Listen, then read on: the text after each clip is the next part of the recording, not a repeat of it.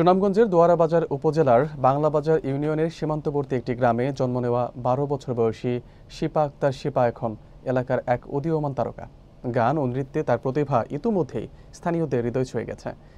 বিস্তারিত থাকছে আবু বকরের প্রতিবেদনে। শিপার জন্মের কয়েক মাস পর তার বাবা শাহজাহান মিয়া নিখোঁজ হন। সেই থেকে মা বকুল আক্তার বেগম একাই লড়াই করে বড় করছেন শিপা ও তার এক প্রতিবন্ধী মেয়েকে।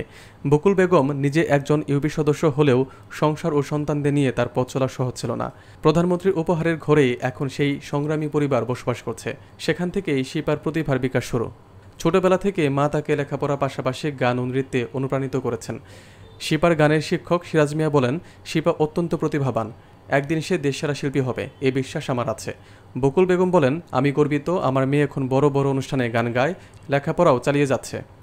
শিপার প্রতিভা ও তার মায়ের সংগ্রাম এই প্রমাণ দেয় যে প্রতিকূলতার মধ্যেও স্বপ্ন দেখা এবং তা অর্জন করা সম্ভব। সীমান্ত এলাকার এই ছোট্ট মেয়ে এখন সবার অনুপ্রেরণা।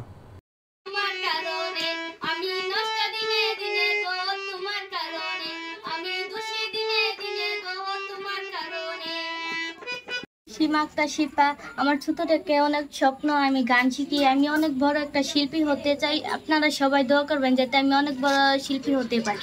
আমার এই ছোট্ট মেয়ে স্বপ্ন দেখে বা অনেক বড় বাউল শিল্পী হচ্ছে, তো আমি যতটুকু পারি ততটুকু শিক্ষকের কাছে নিয়ে যাই, চলাচল করি এবং প্রশিক্ষণ মাধ্যমে চালাই নিতে চাচ্ছি।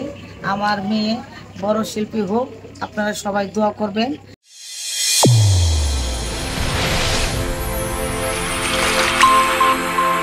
চ্যানেল A1 হৃদয়ের স্পন্দন।